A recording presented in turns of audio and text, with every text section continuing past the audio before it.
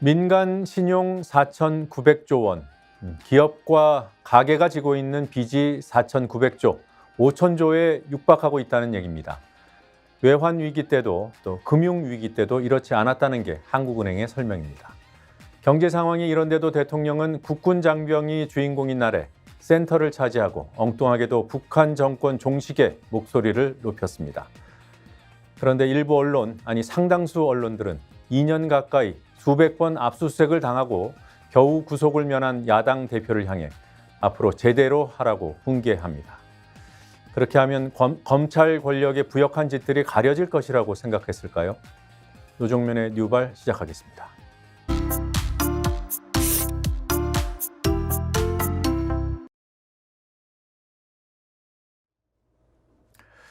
네, 이재명 민주당 대표에 대한 검찰의 구속영장 청구 실패로 끝났습니다. 기각 사실이 나왔을 때 도화 신문들은 이미 신문 인쇄에 들어가 있었기 때문에 기각 이후 상황에 관한 보도는 오늘자 신문에 실렸습니다. 지금 보고 계신 내용들인데요. 언론별로 어떤 논조로 어떤 방향으로 보도를 하고 있는지 정리해 보겠습니다. 먼저 한겨레 신문과 경향신문 기사들입니다. 보시는 대로 검찰 수사를 비판하는 내용으로 보도를 하고 있습니다. 2년 가까운 총력전에도 불구하고 스모킹 건이 없다. 결정적인 증거가 없다. 그러면서 역풍을 언급합니다. 무리한 수사에 대한 역풍이 불 것이다. 경향신문도 비슷한 내용의 제목을 붙였습니다. 좌표를 찍었다. 이재명이라는 좌표를 찍고 1년 넘게 먼지털이식 수사를 했음에도 불구하고 결과가 없었기 때문에 정치 수사라는 역풍에 직면할 것이다. 경향신문 다른 보도에서는 직접 증거가 없었다는 점 강조하고 있습니다. 혐의 소명부터 막혔다라는 제목으로 보도합니다.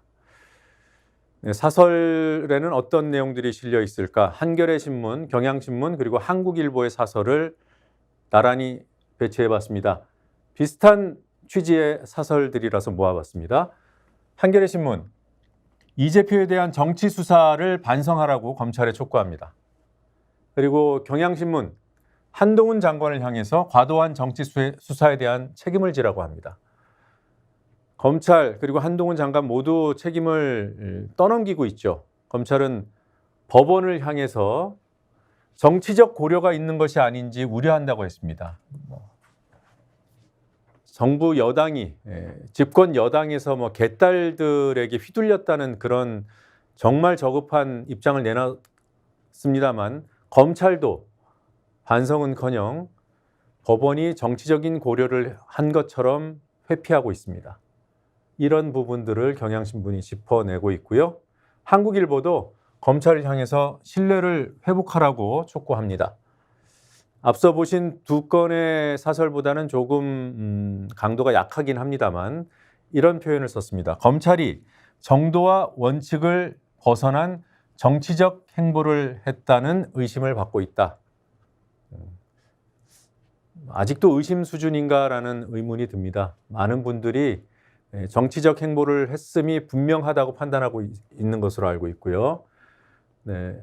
지금 보고 계신 기사는 이른바 조중동, 조선일보, 중앙일보, 동아일보가 어떤 식으로 지금 상황에 대처하고 있는지를 볼 수 있는 기사들입니다. 그리고 한국일보도 지금 이들 기사와 비슷한 논조의 기사를 실었어요. 정치 복원이 추석 민심이다. 네. 누가 잘못했든 잘했든 앞으로는 정치를 복원해야 된다. 이런 얘기죠. 동아일보 좀 더 직접적으로 이른바 양비론을 펼치고 있습니다. 여도 야도 상식을 찾아라. 조선일보, 유무죄 판단은 재판에 맡겨두고 이제 국회 비정상을 끝내라.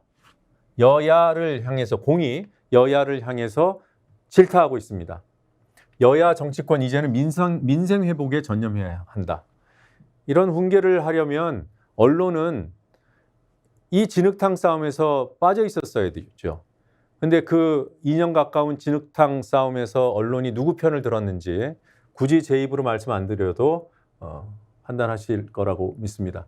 자, 이렇게 언론 책임론이 나오고 또 여권, 윤석열 정권의 책임론이 나오고 구체적으로는 검찰이 수십 명의 검사를 동원하고 수백 번의 압수수색을 실시하고 현직 대통령과 경쟁했던 유력 정치인을 제1야당 대표를 이렇게 조리돌림하듯 먼지털이식 수사를 하고도 구속시키지 못한 이 부분. 그 부분에 대한 비판은 찾아볼 수 없는 가운데 이런 보도들이 나왔기 때문에 비판을 할 수밖에 없습니다. 이런 보도에 대해서. 조선일보는 지난 국면에서 검찰 편을 가장 적극적으로 들었다고 평가받습니다. 최근에 구속영장 청구했을 때만 하더라도 청구서 내용을 속속들이 소개하고 일방적으로 검찰의 입장을 보도했죠.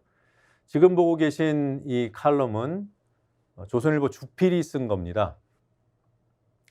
여기서도 윤 대통령이죠. 이재명 대표 이 둘이 지금 컬트 드라마를 쓰고 있다고 같이 공히 비판하고 있어요. 앞서 보신 그런 보도와 궤를 같이 합니다. 그러면서도 이 한 줄이 눈에 들어옵니다. 조금 더 키워볼까요? 네. 확실한 것은 모든 것은 윤 대통령 하기 나름이고 윤 대통령이 져야 할 책임이라는 사실이다. 어정쩡하게 윤 대통령을 언급하기는 했습니다. 지금 조선일보, 그동안 강력하게 검찰 편을 들었던 조선일보의 지금 상황이 어느 정도는 복잡하지 않나 이렇게 추정해 볼 수 있는 대목이고요. 동아일보 사설 보고 계십니다. 동아일보는 조선일보보다는 좀 더 합리적으로, 좀 더 논리적으로 지금 상황을 풀어내고 있습니다. 검찰이 왜 문제인지 지적하고 있어요. 연인원 50명이 넘는 검사를 투입했고 이 대표를 6차례 소환 조사했다. 300차례 이상의 압수수색도 실시됐다. 이런 사실을 적시하면서 이렇게 전방위 저인망 수사를 벌이고도 구속시키지 못한 전례가 있냐고 묻고 있습니다. 이건 무슨 얘기예요? 지금 이 상황만 보더라도 검찰은 비판받아야 한다는 내용입니다. 그런데도 불구하고 검찰이 법원 핑계를 대고 정치적인 고려가 있었던 것으로 연기를 피우고 이렇게 법원 탓하는 것은 군색하다.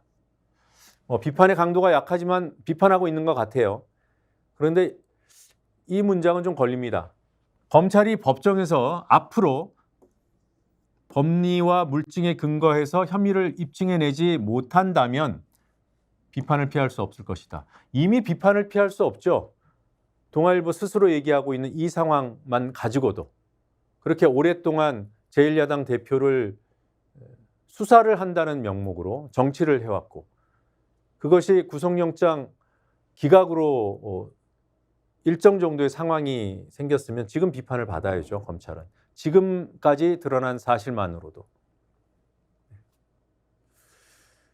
네, 양비론 또 좀 성에 차지 않는 비판 이 정도까지는 우리 언론의 그동안의 수준에 비춰보면 이해는 됩니다. 그런데 이 기사는 이 사설들은 좀 심하다 싶어요. 서울신문과 세계일보의 사설을 한번 보십시오. 한숨 돌린 야, 민생입법에 힘 보태라. 이재명 국정 발목 잡기 강화, 극단 정치 안 된다. 지금 누구한테 얘기를 해야 될 시점인지 이 세계일보와 서울신문은 망각하고 있는 건지 모른 척하는 것인지 이런 식으로 한다고 해서 그동안 문제 보도를 많이 해온 것이 덮여질까요? 독자들이 모를까요? 살아난 이재명 블랙홀. 중앙일보 기사인데요. 중앙일보는 이재명 대표에 대해서 그 체포동의안 올라갔을 때도 이재명 블랙홀이라고 했어요. 근데 구속영장 기각됐는데도 블랙홀이라고 합니다. 그러니까 민생 현안, 지금 정치, 사회, 경제 현안들을 이재명이 다 빨아먹고 있다는 거 아닙니까? 구체적으로 이 문장을 보셔야 됩니다. 더 세진 이재명 대표가 민주당 내부 갈등을 조기에 정리하고 조기에 정리해야죠. 그런데 당 장악력을 공고히 하면서 여야 극한 대결이 더 첨예해질 것이다. 이거를 지금 정치 분석이라고 전망이라고 하고 있습니다. 첨예해지는 책임이 왜 이재명 민주당 쪽에만 이렇게 묻고 있는지 이해가 되시나요? 네. 전형적인 책임 돌리기식 기사고요. 지금 보고 계신 기사는 또 조선일보 기사인데 정부, 지금 윤석열 정부, 검찰 정권으로 불리는 윤석열 정부가 지금 굉장히 곤란한 입장 아니겠습니까? 그 책임의 한 중심축이라고 할 수 있는 한동훈 법무부 장관이 이런 얘기를 했어요. 그동안 수사의 정당성에 대한 질문을 받으니까 수사 정당하다. 이 사건과 관련해서 이미 20명 넘는 사람들이 구속돼 있지 않냐 이런 얘기를 했습니다. 조금 이따가 제가 추가로 말씀드리겠습니다만 굉장히 문제가 있는 논리 구성이에요. 그런데 조선일보는 떠받들어 줍니다. 이재명이 비록 구속영장 기각됐지만 이미 24명이 구속돼 있다. 그러니 이재명도 문제가 있다. 수사는 정당했다. 재판 법정에서 가려질 것이다. 뭐 이런 내용들을 다 포괄하고 있습니다. 그러면서 이재명 구속 여부를 가르는 사안이었는데 이 사건과 관련된 사람들 여기 다 이렇게 세세하게 올려놓고 있어요. 이런 생각이 듭니다. 여러분, 뭐 김건희 여사와 관련된 여러 가지 사건들이 있죠. 그 중에서도 구체적인 증거들이 보도로 여러분들께 전달된 일부지만 그런 사건이 있습니다. 그게 도이치모터스 주가 조작 사건. 자, 여기에 연루됐다는 거잖아요. 네. 어느 정도로 연루됐는지 공범 관계인지 그것까지는 이제 수사를 통해서 밝혀져야 되지만 김건희 씨는 도이치모터스 주가 조작 사건에 연루돼 있는 인물입니다. 이미 관련자들이 4명이 구속됐고 유죄 판결까지 이미 나 있어요. 김건희 여사, 지금 한동훈 장관의 논리라면, 조선일보의 논리라면 수사를 받아야죠. 한동훈 장관이 했던 얘기 직접 들어보시기 바랍니다. 이재명 대표 구속영장 기각됐는데 어떻게 보시나요? 구속영장 결정은 범죄 수사를 위한 중간 과정일 뿐이고 이번 이 대표에 대한 결정도 그 내용이 죄가 없다는 내용이 아닙니다. 검찰이 그간 절차에 따라 공정하게 수사해왔고 앞으로도 그렇게 할 것이라고 생각합니다. 어제 영장 기각으로 야권에서 이제 무리한 수사였다 이런 비판이 나오고 있는데 요거에 대해서는 어떻게 보시나요? 제가 체포동의안 설명에도 말씀드렸다시피 관련 사안으로 21명이 구속됐습니다. 무리한 수사라는 말을 동의하실 만한 국민들이 얼마나 계실지 모르겠습니다. 네, 법무부 장관은 지금이라도 김건희 여사에 대한 수사를 지시하시기 바랍니다. 자, 지금 보고 계신 기사, 윤 대통령 부부의 확정적 중범죄 의혹이라는 제목이 붙었습니다. 한겨레 신문에 실린 칼럼형 기사인데요. 자, 한동훈 장관의 그런 말도 안 되는 논리가 김건희 여사의 범죄 주가 조작 범죄 연루 의혹을 소환해내고 있지 않습니까? 사실 뭐 굳이 그런 한 장관의 얘기가 없어도 자연스럽게 이미 오랫동안 왜 검찰은 김건희 여사는 놔두고 야당만 때려잡고 있느냐 이런 지적들이 있어 왔습니다. 자, 이재명 대표에 대한 구속영장이 기각되고 이제 좀 더 적극적으로 그런 여론들이 표출될 것으로 보여요. 한겨레 신문 손원재 논설위원은 확정적 중범죄 의혹이라는 표현을 끌어왔습니다. 이 표현이 어디서 나왔냐면요. 윤석열 대통령이 대선 후보 시절에 했던 얘기예요. 이재명 대표를 당시 경쟁자였던 이재명 민주당 후보를 향해서 확정적 중범죄 후보자라고 지칭했습니다. 네. 자, 확정적 중범죄라 뭐 이런 표현을 쓰려면 뭔가 객관적인 물적 증거가 세상에 공개된 뒤라면 이해할 수 있죠. 그렇다면 이 확정적 중범죄에는 오히려 김건희 여사가 더 가까이 가 있습니다. 네. 김건희 여사는 이 도이치모터스 주가 조작 사건 개입 의혹을 받고 있죠. 공범들에 대해서 1심 유죄 판결이 이미 났고요. 제가 말씀드리는 이 물증, 유죄로 인정된 통정 가장 매매, 이 주가 조작에 쓰인 이 가장 매매 102건 가운데 김건희 계좌 거래는 거의 반입니다. 무려 48건에 이르렀습니다.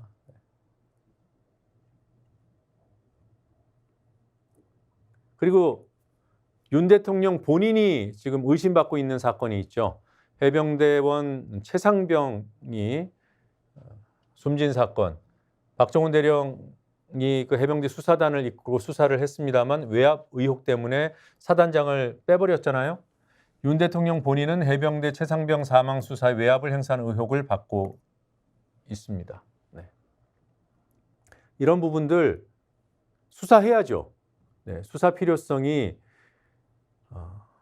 훨씬 더 큽니다. 지금 이 칼럼은 이런 얘기를 하고 있어요. 민주당을 향해서. 민주당이 내용을 빠르게 수습하지 못할 경우 지지층 분열과 중도층 이반이 겹쳐 총선에도 먹장구름이 들이올 수 있다. 핵심은 여기 있습니다. 대통령 부부의 중범죄 의혹 규명과 심판의 길도 까마득해질 수 있으니 빨리 내용을 수습해서 특검을 통과시키든 수사하라는 여론을 만들어서 수사를 관철시키든 하라는 겁니다. 네. 조금 전에 중앙일보가 블랙홀이라는 표현을 쓰면서 이재명 대표가 당을 빠르게 안정시키면 어떻게 된다고 그랬습니까? 극단 정치로 갈 수 있다라고 그렇게 우려했죠. 어떻게 이렇게 시각이 다를 수 있을지 모르겠습니다. 네. 아이고. 한동훈 장관이 지난 검찰 수사에 대한 책임을 져야 한다 이런 여론이 매우 높게 확산되고 있습니다. 그와 또 별개로 지금 장관 후보자들에 대한 인사 검증이 도대체 어떤 지경이었는가 이런 의심이 제기되고 있습니다. 부실 인사 검증에 대한 책임을 지라는 목소리가 높아지고 있어요. 한겨레 신문은 이 한동훈 장관이 과거 그 정순신 국가수사본부장 아들 학폭 때문에 결국 낙마했죠. 그때도 인사검증 책임이 불거졌습니다. 그때 한 장관이 정무적 책임을 느낀다고 얘기했어요. 느끼기만 한다고 얘기했습니다. 그리고 아무런 책임을 지지 않았습니다. 거듭 말씀드린 대로 법무부 산하에 인사정보관리단이 있고 거기서 지금 윤석열 정부에서는 장관 후보자 등에 대한 인사 검증을 하고 있어요. 그 상관이 책임자가 한동훈 장관입니다. 지금 한겨레 신문은 이 한동훈 장관이 정무적 책임을 느낀다고 면피한 부분만 강조하고 있습니다만 한 장관은 이런 얘기도 했어요. 작년에 한 얘기입니다. 작년 7월에 국회에서 이런 인사검증 책임 문제가 불거지면 본인이 비난받을 것이다. 본인이 비난받지 않겠냐. 심할 경우에는 국민적인 지탄이 커지고 그러다 보면 다른 종류의 책임을 져야 할 상황도 생기지 않겠나. 법무부 장관이 아까 얘기한 그런 정무적인 책임을 느낀다는 것 이외에 다른 책임이 뭐가 있겠습니까? 급여를 반납하겠습니까? 아니면 스스로 무슨 정직 징계를 내리겠어요? 사퇴죠. 네. 책임지고 사퇴해야 되는 상황이 발생할 수 있겠다라고 얘기하고 있는 거예요. 지금 그런 상황이라고 많은 사람들이 지적하고 있고 정말 한 장관이 본인이 책임질 상황이 생기지 않겠나라고 얘기한 것이 사실인지 직접 들어보시죠. 제가 인사 검증을 제대로 1차적으로 해서 올렸지만 인사권자께서 여러 가지 고려해서 임명을 했었을 때 나중에 문제가 생겼을 때도 역시 제가 비난받지 않겠습니까? 여기서 제가 인사를 추천하는 것도 아니고 그리고 인사가 이 사람이 안 되다고 꼬표를 칠 수 있는 권한이 있는 것도 아닙니다. 나중에 그런 임명이 있고 소위 잘못됐었을 때 제가 그러면 임명권자가 이 사람이 잘못한 겁니다 이렇게 말할 수 있는 것도 아니고 저는 오롯이 그냥 욕을 먹어야 되는 상황이고 저 심할 경우에는 국민적인 지탄이 커지면 제가 책임을 져야 될 다른 종류의 책임을 져야 될 상황도 생기지 않겠습니까? 네, 국민의 지탄이 매우 커져 있습니다. 한 장관은 본인의 거취와 관련해서 참고했으면 좋겠어요.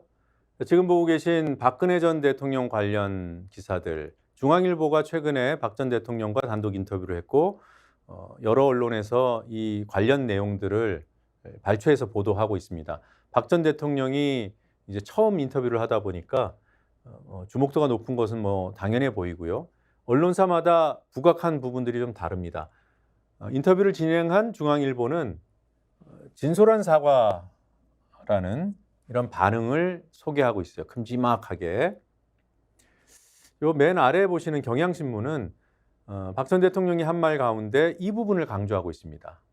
탄핵을 사과하면서도 불찰이었다고 좀 뭐 낮은 수위로 사과하면서도 그때의 검사들이 자신을 수사한 검사들이 윤석열 정부 요직에 있네? 이런 얘기를 했잖아요. 네. 지금 윤석열 정부에 대한 윤석열 대통령에 대한 이 검사 정권에 대한 그런 앙금이 풀리지 않았다고 짐작해 볼 수 있는 대목입니다. 중앙일보가 보도한 내용이에요. 일본 언론이 박근혜 인터뷰에 주목했다. 주목한 대목은 이 부분입니다. 박근혜 전 대통령이 중앙일보와의 인터뷰에서 2015년도 말에 일본과 불가역적이라고 하면서 합의했던 위안부 합의, 그 결과로 만들어진 화해치유재단, 이 부분에 대한 비판 여론이 비등했고 결국 탄핵 이후에 들어선 문재인 정부가 그 재단을 해산시켰죠. 그거를 중앙일보와의 인터뷰에서 박근혜 전 대통령이 비판했어요. 분명하게 비판했습니다. 자기가 이 위안부 합의를 이끌어낸 것은 하늘이 도와서 자기가 감옥 가기 전에 이뤄낸 업적이라고 사실상 그렇게 얘기한 건데 그걸 문재인 정부에서 해산시켰다고 비판했습니다. 그랬더니 일본 언론들이 관심을 기울여요. 좀 창피하고 씁쓸합니다. 네, 이 기사들의 미리 이제 밑줄 그어놓은 부분만 좀 살펴보시죠. 추석입니다. 이제 추석인데요. 살아난다는 경제야 추석엔 오니 맞습니까? 여러분들 발 앞에 선물 보따리처럼 살아난 경제가 와 있는지요? 네, 한겨레 신문, 오늘자 신문에 이 민간 신용, 기업과 가계의 부채, 빚, 이게 2분기 말 기준으로 4,900조가 넘었답니다. 우리 GDP 대비 226%, 사상 최고. 이게 한국일보 자료를 한겨레 신문이 보도하고 있는 거예요. 금융안정상황 보고서, 한국은행 보고서, 올해 2분기 말. 한은은 이렇게 얘기합니다. 네. 외환위기 때나 세계 금융위기 때보다도 훨씬 높다. 더 큰 문제는 더 증가할 것이라는 거예요. 5,000조를 돌파할 것이라는 전망이 나오고 있습니다. 부채만 올라가냐? 유가도 치솟고 있습니다. 이 국제유가 당장 우리 생활에 큰 영향을 미치죠. 지금 이걸 보도하고 있는 중앙일보는 하반기 경기 반등 가능성에 찬물을 끼얹는다고 했어요. 네. 하반기 경기 반등 가능성을 얘기한 주체는 바로 이런 언론들입니다. 언론들이 정부의 그런 그때의 경제 상황이 나빠졌다는 것을 그런 비판을 모면하기 위해서 하반기에는 올라간다고 장밋빛 전망을 했을 때 언론들이 다 받아써 줬어요. 그런데 전문가들은 그 전망 틀릴 것이라고 예상했고 하반기 경기 반등 가능성 이제 없는 것으로 나타나니까 국제유가 탓합니다. 당연히 국제유가가 치솟으면 경기 반등 어렵죠. 근데 이미 어려워요. 가장 큰 요인 하나를 꼽으라면 제가 볼 때는 윤석열 정부의 경제정책입니다.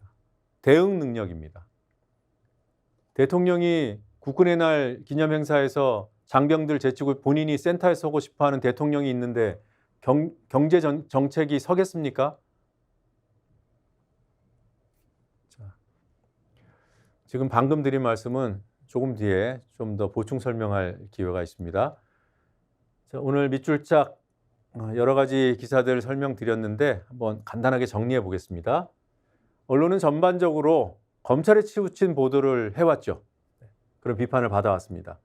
그리고 이재명 기각 이후에 언론사들이 나름대로 뭔가 이전에 본인들이 했던 보도 행태와는 달리 가려고 뭔가 이제 수를 짜내고 있는 듯한 그런 인상을 받아요.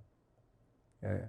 일단 뭐 오늘자 신문들 하나 가지고 분석을 해봤습니다. 검찰을 비판한 언론도 있고요. 뭐 저강도이지만 또 비판을 한 언론이 있습니다. 어정쩡하게 대통령이 책임져야 된다는 얘기를 한 언론도 있고요. 제가 어정쩡하다고 한 것은 기본적으로는 양비론에 기반해 있기 때문입니다. 여야 모두에게 반성을 촉구하는 뭐 비슷한 취지의 보도들, 그리고 여전히 이재명이 문제다, 민주당이 문제다라고 야권을 향해서 주문을 하는, 정말 이해 안 되는, 사실 이 부분이 뭐 굳이 얘기하라면 제일 문제죠. 어떤 신문들이 이런 보도를 했을까요? 네. 서울신문과 세계일보 사설이 이렇습니다. 아까 설명드린 대로. 네. 그리고 중앙일보, 아까 블랙홀 기억나시죠? 검찰을 비판한 너무 당연한 기사들, 경향신문, 한겨레 신문, 한국일보도, 네. 그다음에 검찰 비판했지만 수위가 조금 낮았던 동아일보, 어정쩡한 대통령 거론, 조선일보의 주필 칼럼을 소개해 드렸습니다. 그리고 여야 모두에게 반성을 촉구한 언론이 가장 많아요. 네, 이런 양비론을 참 좋아합니다. 네, 국민일보, 아까 기사로는 소개 안 했습니다만 여당과 야당을 비슷한 비중으로 사설 하나씩을 실었더라고요. 그다음에 동아일보, 조선일보, 중앙일보, 네, 그리고 한국일보. 네. 뭐 이렇게 복잡하게 얽혀 있기 때문에 다 기억하실 필요 없고요. 지금 검찰 편을 들었던 언론들이 지금 뭔가 좀 혼란스럽다. 네, 그러나 편들었던 것들 잊지 마시기 바랍니다. 이 상황에서도 여전히 이런 짓을 하고 있는 언론들도 있다. 네, 이 정도 보시면 되겠습니다.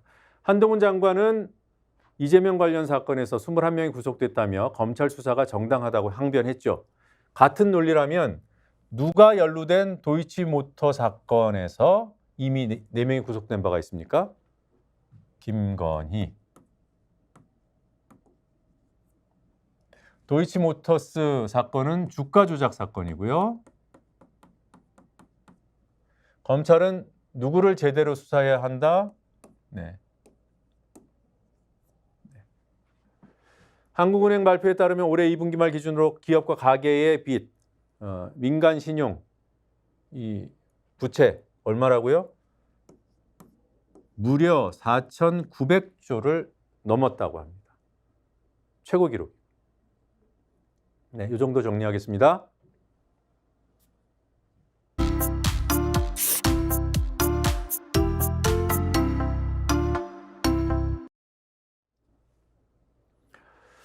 네, 버려야 하는 기사들 보시겠습니다. 발라 버려야 하는 기사들. 오늘 첨삭 지도 대상 역시 조선일보 기사. 조선일보만 계속 여기 올라오는데 저도 그만 다루고 싶어요. 근데 계속 보여요. 뭐 특별히 뭐 다른 감정이 있어서가 아니라 너무 어처구니 없는 기사들이 자꾸 보입니다. 이게 그 26일, 그러니까 이재명 대표에 대한 영장 심사가 있던 당일입니다. 그날 새벽에 찍어가지고 배포한 9월 26일자 조선일보 기사예요. 야권 인사가 이화영에 옥중서신 써달라고 진술 번복을 요구했다. 제가 지난 월요일에 이 기사 설명드렸습니다. 이 심사에 영향을 미치려는 의도가 보인다고. 그때 검찰이 뭐 대단한 거 가지고 있는 것처럼 얘기했어요. 녹음 파일인 것으로 전해졌다. 여기서는 단정해놓고 내용 가보니까 전해졌다. 위중 교사 녹음도 재생할 예정이다. 또 다른 녹음 파일도 제시할 것으로 전해졌다. 검찰한테 토스받아서 검찰이 원하는 기사를 영장 실질 심사가 있는 당일에 증거인멸 여부가 가장 첨예한 쟁점임을 온 세상이 다 알고 있는 그 시점에 검찰발 토스 기사를 넙죽 받아 썼습니다. 자, 이 기사, 이 아래에 있는 기사는 어제 올라온 기사예요. 어제 이 조선일보가 찍히고 있을 때 이재명 대표에 대한 구속영장 심사, 실질심사 결과가 아직 나오기 전입니다. 그러나 실질심사는 끝난 뒤였어요.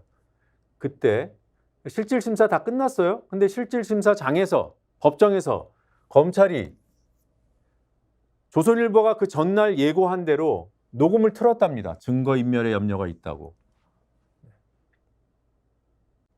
이게 사실이면 뭐 큰 보도상의 문제는 없죠. 너무 검찰 입장만 대변하는 것처럼 보이니까 그게 문제인데 또 뭐 이재명 대표 얘기도 여기 있으니까. 네. 아무튼 녹음을 틀었답니다. 정말 틀었을까요? 보도되기로는 뭐 검찰이 무슨 녹음 파일을 준비해서 튼다라고 했는데 실제로 녹음 파일이 등장했습니까? 아마 그 위중조사 부분을 말씀하시는 것 같은데 예. 따로 녹음 파일을 틀지는 않았습니다. 아마 시간 제약 때문에 그랬던 것이 아닌가 싶습니다. 시간을 검사가 절반, 변호인들이 절반 그렇게 사용했기 때문에 예. 아마 시간이 부족하다고 느꼈던 것 같습니다. 근데 이제 녹음 파일이 플레이가 된 것처럼 기사는 나가는데 그건 뭐 검찰발 기사군요, 한마디로. 다시 한번. 예, 그렇습니다. 하지 않았습니다. 실제 상황은 그렇지 않았다. 예. 네. 이 두 기사 편집 형태도 비슷하고 이 기사를 쓴 기자 방극렬 기자 녹음 틀지도 않았는데 틀었다고 한 방극렬 기자. 네. 이런 기사들 어떻게 해야 된다고 말씀드렸습니까? 아예 보지도 마십시오. 찢어버려야 됩니다. 자, 국군의 날이 10월 1일이에요. 추석 연휴 중에 있습니다. 그래서 윤석열 정부는 땡겨서 9월 26일에 광화문에서 이벤트를 벌였습니다. 10년 만에 장병들이 서울 도심을 행진하는 또 여러 종류의 무기들이 시민들 앞에 행진하는 그런 일이 펼쳐졌어요. 심지어는 주한미군 전투병력이 함께 했습니다. 이것도 대한민국 수립 이후에 사상 처음이에요. 여기에 대해서 시민들이 환호했답니다. 함께 갑시다. 한미동맹. 조선일보니까 이런 보도하는 거예요. 물론 환호한 시민들 있죠. 그러나 시대착오적이라고 비판하는 여론도 상당합니다. 그런데 이렇게 대문짝만하게 시민들 환호한다. 그리고 또 여러 신문에 윤석열 대통령의 발언을 소개하고 있습니다. 북한이 핵을 사용하면 정권을 종식시켜버린다. 핵을 사용하면 정권 종식시킨다. 정권 종식시킨다. 아니 뭐 전쟁 막 하자는 건가요? 네. 이런 내용을 전혀 문제의식을 담지 않고 비판하는 의견을 담지 않고 이렇게 일방적으로 홍보해 버립니다. 사진까지 제가 지금 이렇게 편집해 놓은 것은 극히 일부예요. 그리고 그럼 이 기사는 뭐죠? 제가 이제 이 기사를 강조해서 설명드리려고 해요. 지금 편집의 비중을 보면 이거보다 훨씬 더 벌어져 있습니다. 이 기사 보이지도 않죠? 네. 근데 제가 생각하는 중요도를 기준으로 하면 이 기사는 훨씬 더 커져야 되고요. 이 기사는 줄어들어야 돼요. 자, 대통령이 한 발언이니까 뉴스 가치는 있어요. 비판 여론이 있으면 비판 여론을 실어야 됩니다. 문제가 있으면 언론사의 판단으로 비판해야 됩니다. 그런 것들이 거세되어 있다는 데서 이 기사는 이렇게 커지면 안 된다는 거예요. 이건 그냥 홍보지예요, 홍보지. 자, 제가 생각하는 적정한 편집 비율. 아까 그 크게 배치됐던 신문 기사들은 이 정도도 과합니다. 그런데 아까 보이지도 않았던 이 기사는 동아일보 32면 맨 밑에 진짜 조그맣게 자리 잡고 있던 기사도 아니에요. 조금 더 키워보겠습니다. 전원균 남북지역교류중앙협의회 이사라는 분이 동아일보에 투고한 내용입니다. 이산가족의 날이에요. 언론들이 윤석열 대통령을 거의 뭐 화보처럼 홍보하고 국군의 날 행사, 윤석열 대통령의 발언 이것으로 지면을 도배한 바로 그날, 이날은 국가기념일인 이산가족의 날이었습니다. 9월 27일 어제. 매년 추석 이틀 전날로 정해져 있다고 하는군요.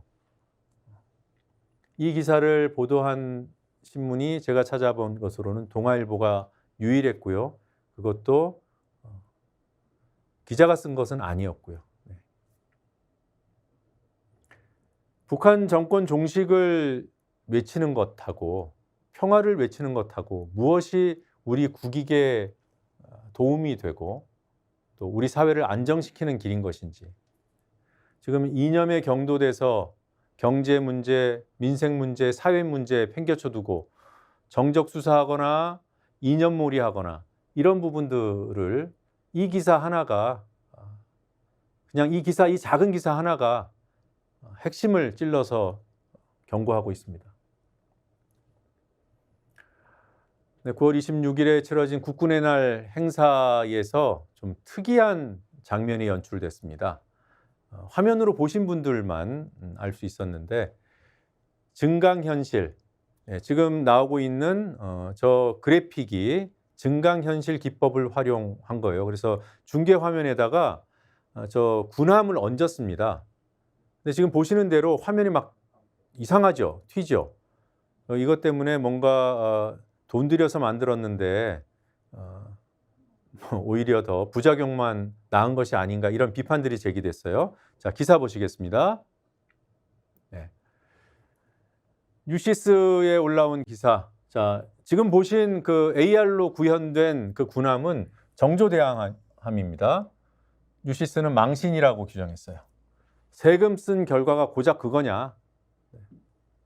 뭐 그런 오류가 없었다 하더라도 비판할 만하죠. 돈을 거기다가 쓰나? 네, 아무튼 유튜브로 국방TV로 생중계된 그 정조대왕함, 그 AR 정조대왕함을 본 우리 시민들의 반응 잠깐 소개해드리겠습니다. 실시간 채팅창에다가 그 정조대왕함을 직접 보면서 올린 반응들이에요. 글자가 좀 보이나요? 조금 더 키울까요? 네. 뭐 당나라 군대 같네, 합성을 해도 왜 이렇게 하냐, 뭐 너무 구리다, 뭐 최신 기술이라는 그런 평가도 있고요. 에휴, 20년대 CG 같다, 뭐 이런 내용들. 네, 뭐 크크크크, 에라이. 보시는 대로 이런 그 반응들이, 조금만 더 보겠습니다. 뭐 용가리 같다, 네, 웃긴다. 국군의 날인데 웃음의 날이라고 이렇게 비판하신 분도 있고요. 이건 아니다. 정조대마왕함이다. 이런 풍자도 있습니다. 오글거린다. 실화냐? 그리고 이런 수준의 이벤트를 기획한 것이 지금 뭐 코나나 컨텐츠라고 되어 있는데 코바나 컨텐츠를 말씀하시려고 하는 거겠죠? 네. 이렇게 돈 쓰고 욕먹는 일이 있었습니다. 그리고 한 가지 더 짚어봐야 될 부분이 있어요. 그러고 있던 날, 바로 그날 9월 26일 포항에서 장갑차, 수륙 양용 장갑차가 침수돼서 두 분이 숨지는 참변이 일어났습니다. 그걸 이제 동아일보가 보도하고 있는 거고요. 이 내용을 중앙일보가 사설로 다뤘습니다. 성찰의 계기가 돼야 된다. 근데 뭐 이 사설 뭐 문제가 있다고 제가 말씀드리는 건 아니고요. 지금 조롱을 받은 그런 이벤트를 하고 있을 때 이런 사고가 났잖아요. 이게 누가 성찰을 해야 되겠습니까? 그 질문을 같이 했더라면 좋았겠다, 이런 생각을 해봤습니다. 네, 오늘 첨삭지도 여기까지 하겠습니다.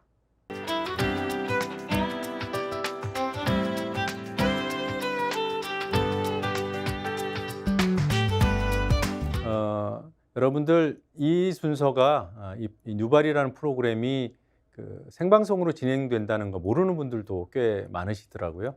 네, 라이브로 진행되는 거 맞고요. 그리고 제가 좀 더 익숙해지면 실시간 채팅창에 올라오는 여러분들 의견, 질문 이런 것들 소화하고 싶었는데 오늘 그렇게 한번 해보려고 합니다. 먼저 슈퍼챗 써주신 분이 있네요. 아이디 채윤님. 너무 고맙습니다. 그리고 지금 보고 계신 이 채팅창이 여러분들 지금 올려주고 계신 그 채팅창 맞습니다. 여기 어떤 내용들 올라와 있는지 간단하게 살펴보죠. 네, 뉴발 대박나라는 의견이 있습니다. 많이 홍보해 주시기 바랍니다. 그럼 대박 날 겁니다. 네. 뭐 진짜 뉴스 꼬라지 요즘 보기 너무 힘들다. 제가 이 방송을 하면서도 너무 이 안 좋은 점만 부각시키는 거 아닌가 하는 그런 고민이 늘 있습니다. 그럼에도 불구하고 현실을 좀 더 구체적으로 여러분들과 공유하고 싶어서 이런 얘기를 하고 있습니다. 네, 뭐 이렇게 실방인 줄 모르고 계셨다가 라이브 임을 아시는 분들도 있네요. 네. 네. 제주도에서도 보고 계시고 감사합니다. 네. 앞서 올라왔던 좀 댓글들 보고 싶습니다. 좀 올려봐 주세요. 네.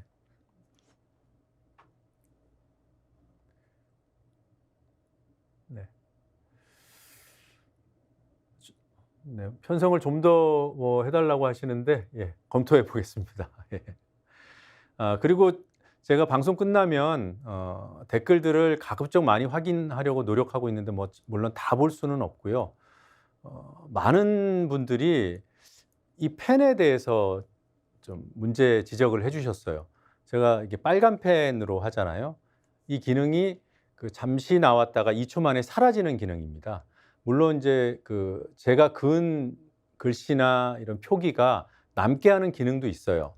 근데 색깔이 조금 더 약해서 제가 이 빨간 펜을 주로 쓰고 그리고 막 그리고 나면은 지저분해지기 때문에 보시는데 더 불편을 드리는 거 아닌가 이것 때문에 이제 이 빨간 펜을 주로 써왔습니다만 이 보완하기 위해서 미리 사라지지 않는 선으로 밑줄을 그어놓고 그 다음에 이제 라이브 할 때 제가 덧칠하는 방식으로 하고 있습니다. 조금 더 지켜봐 주시고 계속 불편하시면 또 의견 주시기 바랍니다. 네. 네.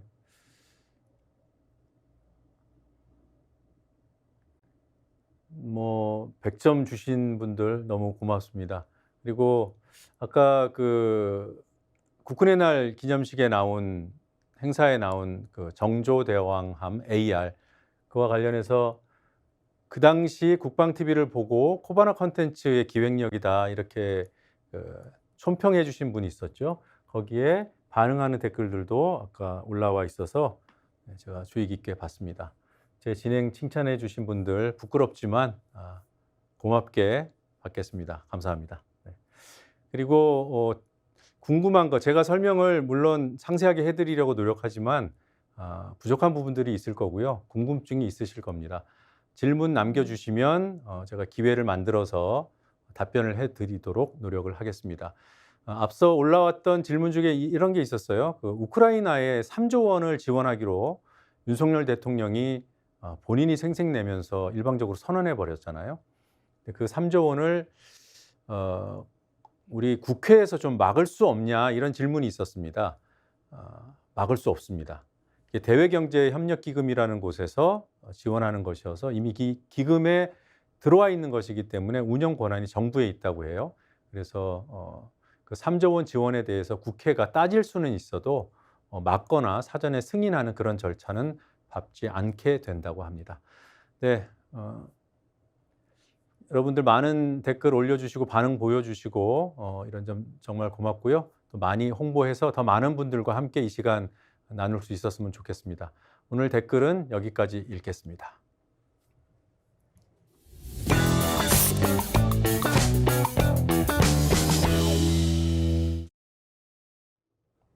네, 추석 연휴입니다. 추석 연휴를 맞아서 어떤 통신문을 발송해 드릴까 고민하다가 보실 만한 가족들과 함께 보면 좋겠다 싶은 드라마 하나를 추천해 드리려고 마음 먹었습니다. 추석 연휴 기간 가족과 함께 볼 만한 드라마 넷플릭스에서 볼 수 있는 도적. 이 드라마 추천하는 이유는 이렇습니다. 우리 역사에서 홍범도 장군을 지우고 또 일제에 부역해서 공식적으로 친일파로 규정돼 있는 백선엽을 복권시키는 이런 윤석열 정권의 퇴행 때문에 굳이 이 드라마를 추천해 드립니다. 이 드라마는 간도가 무대고요. 일제 강점기 간도에서의 항일 운동을 소재로 그리고 있습니다. 이미 다 완결이 돼서 올라가 있으니까요. 시간 나실 때 보시면 될 것 같고요. 조금 더 첨부 기사와 함께 부연 설명을 드리겠습니다. 보훈부가 지난 7월에 백선엽에 대해서 6.25 전쟁 영웅으로 불리는 장군 출신이니까 제가 장군이라고 호칭하겠습니다. 백선엽 장군이 지금 현충원에 안장돼 있는데 그 안장된 사람들은 기록이 있습니다. 그 기록에서 친일파라는 부분을 삭제해 버렸어요. 보훈부가, 윤석열 정부가, 박민식 장관이 친일파 기록을 삭제를 해버렸습니까? 그러니까 이 홍범도 장군의 흉상을 육사에서 치운다 이런 논란 속에서 백선엽 장군은 친일파 기록을 삭제해버리고 복권시키려는 움직임이 있으니까 너무 대비가 되죠. 이 극단적인 대비는 한 달 뒤에 지난 8월에 이런 일로 또 확인이 됐습니다. 홍범도 지우는 육사가 백선엽 웹툰을 지워졌던 백선엽 웹툰을 5년 만에 홈페이지에 살렸다. 독립운동가 빼버리고 독립군 토벌한 사람, 친일파를 살려내는 그래서 도적을 보셨으면 좋겠다라고 말씀드리는 겁니다. 보훈부는 왜 백선엽을 복권시킬까요? 박민식 장관의 일방적인 주장을 한번 보십시오. 백선엽은 친일파가 아니다. 직을 걸고 얘기할 수 있다. 이게 윤석열 정부 사람들은 직을 건다는 말을 참 좋아해요. 직을 걸었으면 원희룡 장관도 그렇고 나가야죠. 왜 아직도 붙어 있습니까? 친일파예요, 공식적으로. 간도 특설대 복무한 사실은 인정하고 있어요. 간도 특설대가 간도에서 독립군 때려잡는 부대입니다. 조선인 독립군 토벌에는 참여하지 않았대요. 탈영했습니까? 아니면 땅굴 파고 숨어 있었어요? 백선엽 장군이 왜 친일파라고 제가 말씀드리냐면 법으로 만들어진 법적 기구 친일 반민족 행위 진상규명위원회 여기에서 조사해서 이유를 찾았고 만주 지역의 항일 부대 토벌을 했다. 그래서 친일 반민족 행위자다. 인정했어요. 이 만주 지역 항일 부대는 조선군은 아니기 때문에 조선군을 토벌하지 않았다고 지금 얘기하는 거예요. 친일파의 기준은 이 당시에 중국군이든 조선군이든 일제에 항거하는 군을 토벌했으면 친일파인 거예요. 그리고 심지어 백선엽은 조선인 독립군 토벌에도 참여한 것이 본인 입으로 확인됩니다. 본인 입으로. 자, 전북일보가 지난달에 팩트체크한 내용이에요. 이 조선인 독립군을 토벌했다는 주장이 과연 사실인가? 팩트체크 요약. 1943년부터 만주국 소속. 이게 일본 괴뢰 국가잖아요. 괴뢰. 네.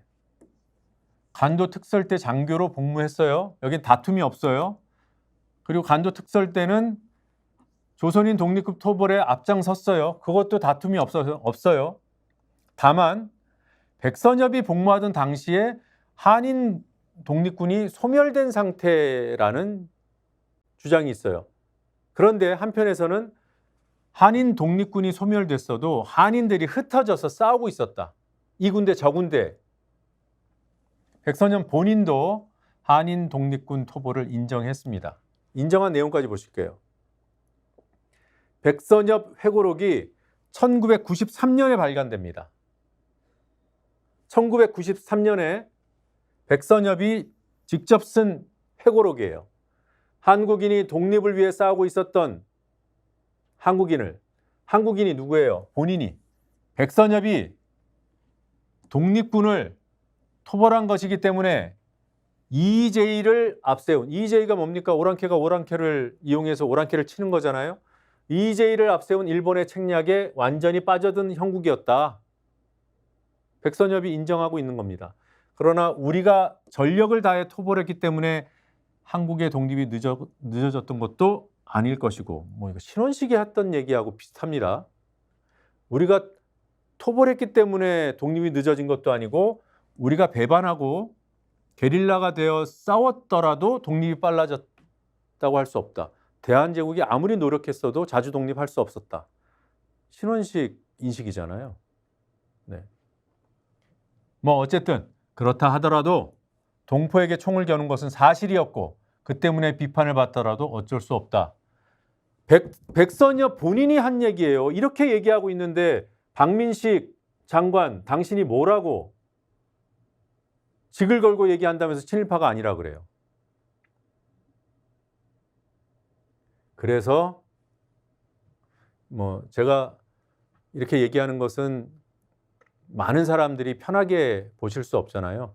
근데 이런 항일 운동을 소재로 한 드라마나 영화를 보시거나 또는 뭐 소설 이렇게 보시면 자연스럽게 우리 민족의 정체성, 우리 역사의 본류 이런 것에 조금 더 다가갈 수 있을 거라고 생각합니다. 그래서 이번 연휴 기간에 드라마 보실 거 없으면 이 드라마 보시면 어떨까 이런 생각을 해봤습니다.